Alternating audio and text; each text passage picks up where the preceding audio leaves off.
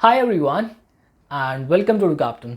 तो यार आज वाली वीडियो ना बहुत ही ज़्यादा इंपॉर्टेंट होने वाली है। बहुत लंबी वीडियो तो नहीं बनाऊंगा, बट यस आज एक ऐसे मुद्दे पे बात करूंगा जो कि बहुत सारे बच्चे काफ़ी टाइम से गलतियां करते हैं। और उससे होता क्या है, उनके पास जितने भी मॉक टेस्ट होते हैं वो सिर्फ एग्जॉस्ट होते हैं।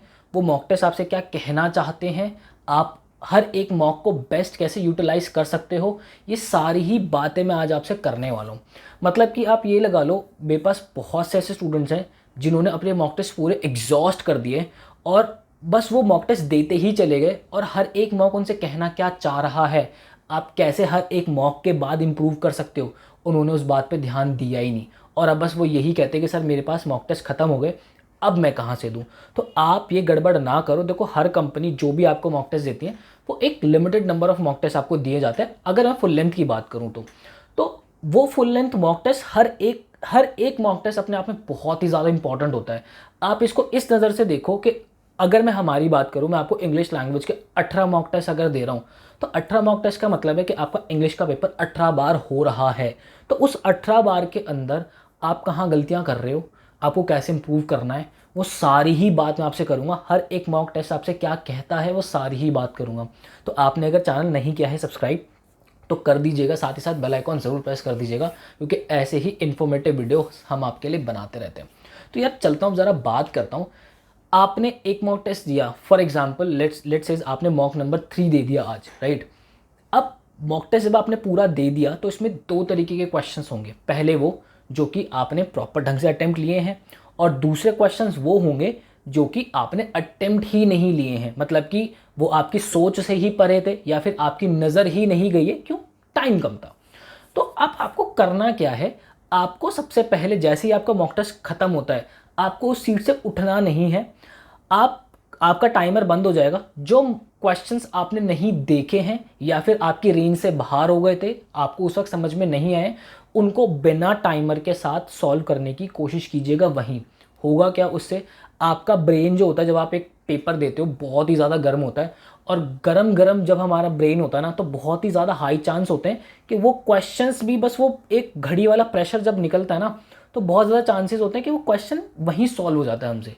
तो मॉक टेस्ट खत्म होते उन क्वेश्चंस पे सबसे पहले अटैक करो बिना टाइमर के। अब उसके बाद होगा क्या, उसके अंदर अब दो सेट ऑफ क्वेश्चंस हमारे और बच के आएंगे। पहले वो कि भाई आपने जिनके अंदर बहुत ही ज़्यादा सिली मिस्टेक कर दी, मतलब ऐसे सिली मिस्टेक कर दी कि आपको खुद पे भी बहुत ज़्यादा गुस्सा आ रहा है कि भैया तू ये कर कैसे सकता है, वो वाले क्वेश्चंस। और वो वाले क्वेश्चंस जो कि आपसे हुए ही नहीं, टाइमर हटाने के बाद भी, मॉक टेस्ट बंद होने के बाद भी आपसे नहीं हुए। अब उन दो क्वेश्चंस को आपको जो है अपने ब्लड के अंदर घुसाना है। अब वो घुसेंगे कैसे, आपको सबसे पहले ये देखनी है कि आप सिली मिस्टेक्स अगर कर रहे हो, जिन क्वेश्चंस के अंदर सिली मिस्टेक कर रहे हो वो किस लेवल की सिली मिस्टेक है।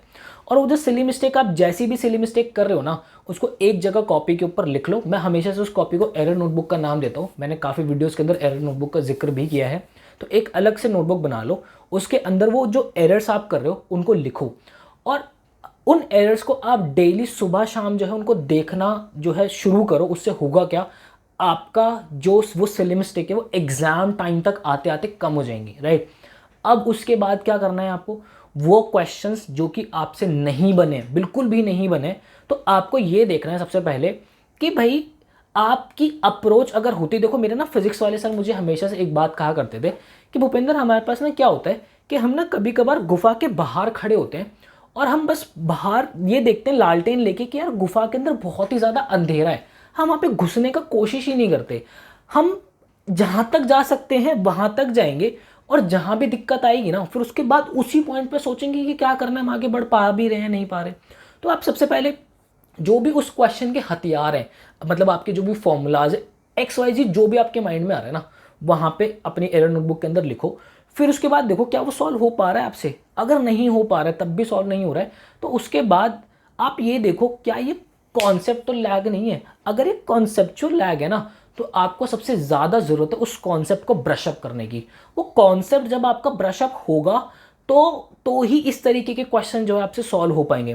तो पहली चीज़ आपको क्या ध्यान रखनी है कि अपने कॉन्सेप्ट को देखने के, कॉन्सेप्ट तो लैग नहीं है। अगर कॉन्सेप्ट लैग नहीं है मतलब कि आप फॉर्मूला लगा पा रहे हो, आप सारी चीज़ें लगा पा रहे हो, बट फिर भी सॉल्यूशन तक नहीं पहुंच रहे हो, फिर उसके बाद आपको हर एक कंपनी जो है वो आपको सॉल्यूशंस भी प्रोवाइड करती है। तो वो जो सॉल्यूशन है, आपको वो सॉल्यूशन देखने की कोशिश करने की वो सॉल्यूशन क्या रहा है।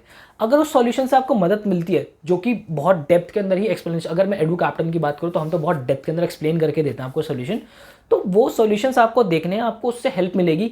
अगर नहीं, उस सॉल्यूशन से भी हेल्प नहीं मिलती है, या आपको लगता है कि नहीं यार ये अप्रोच तो पेपर में मेरे को बहुत पीछे कर देगी, तो आप अपने फ्रेंड्स के पास उसको भेजो। टेलीग्राम पे कहीं पे भी अगर आपको ग्रुप बना हुआ है, अगर आपका टेलीग्राम आपने ज्वाइन नहीं किया तो आप एडू कैप्टन का भी टेलीग्राम ग्रुप जो है ज्वाइन कर सकते हैं, इनफॉर्मल ग्रुप, जहाँ पर बच्चे जो है आपस में डाउट सॉल्व कर रहे होते हैं। आप वहाँ पे भेजिए, आप वहाँ पे देखिए कि कहाँ से बेस्ट अप्रोच निकल के आ रही है। ये एक बात हो गई। अब उसके बाद क्या करना है, आपका जब पूरा पेपर आपने सारे क्वेश्चंस के ऊपर नज़र मार ली, अब आपको हर एक क्वेश्चन का कंपनी जो आपको सॉल्यूशन प्रोवाइड कर रही है उस पे भी नज़र मारनी है। उससे होगा क्या, उससे होगा ये, आपको आपकी अप्रोच और कंपनी के अप्रोच को करना है कंपेयर, कि कौन सी बेटर है, कौन सी अप्रोच मेरा समय बहुत ज़्यादा बचा देगी। तो ये अप्रोच जब आप डेली इंप्रूव करते रहोगे तो एग्जाम टाइम तक आते आते आपके पास काफ़ी सारी अप्रोचेस हो जाएंगी, और आप एक क्वेश्चन को सॉल्व करने के आप 10 तरीके आपके पास होंगे ही होंगे। प्लस आपको ये पता होगा कि कहाँ किस अप्रोच के अंदर सबसे कम समय मुझे लग रहा है। तो ये बहुत ही बेस्ट तरीका है एक पेपर को, एक मॉक टेस्ट को एनालाइज करने का। आपको वीक एरियाज निकालने कि किन चैप्टर्स के अंदर आप लैग कर रहे हो, किन कॉन्सेप्ट के अंदर आप लैग कर रहे हो। हर एक मॉक के अंदर वो चीज़ बहुत प्रिसाइज होती चली जाएगी, होती ही चली जाएगी। फॉर एग्जाम्पल अगर मैं वोबल की बात करूँ तो आपको लगेगा कि हाँ यार मेरे पैराजम्बल्स बहुत ज़्यादा गलत हो रहे हैं, मैंने पिछले 2-3 मॉक्स के अंदर पैराजम्बल्स के अंदर गड़बड़ की है। तो आप क्या करो, कोई एक प्रैक्टिस शीट ले लो, कहीं से कोई बुक ले लो जहाँ से आप सिर्फ पैराजम्बल्स की प्रैक्टिस कर रहे हो, सो दैट जब आप चौथा या पांचवा मॉक टेस्ट लगाओगे तो वहाँ पे वो मिस्टेक रिपीट ना हो। तो ये बेस्ट तरीका होता है हर एक मॉक टेस्ट को एनालाइज करने का। और अगर आपके पास मॉक टेस्ट नहीं है तो मैं आपको बता देता हूँ, एडू कैप्टन का आप मॉक टेस्ट भी परचेज कर सकते हैं, जिसके अंदर आपको टॉपिक वाइज मॉक टेस्ट भरपूर मिल जाते हैं। आपको जीटी जनरल टेस्ट के मॉक टेस्ट मिल जाते हैं, आपको इंग्लिश लैंग्वेज के मॉक टेस्ट मिल जाते हैं, आपको डोमेन्स के भी मॉक टेस्ट मिल जाते हैं, आपके accounts, BST, eco, physics chemistry, biology, then उसके बाद आपका आर्ट्स, हिस्ट्री, आर्ट्स के अंदर sorry history, geography, polity, then आपका फिजिकल एजुकेशन। ये कुछ सब्जेक्ट्स हैं जिनके आपको जो है मॉक टेस्ट हमारे मिल जाते हैं, तो आप उसको अवेल कर सकते हैं। कैसे ले सकते हैं, डिस्क्रिप्शन के अंदर आपको एक नंबर मिल रहा होगा, वहाँ पर आपको करना है व्हाट्सएप ड्रॉप, और आप हमसे हमारे मॉक टेस्ट सीरीज़ की जो है डिटेल्स ले सकते हैं। तो मिलता हूँ आपसे नेक्स्ट वीडियो के अंदर। आई होप आपने इस वीडियो को एंजॉय किया होगा। मुझे दीजिएगा इजाज़त। Till then bye bye, take care.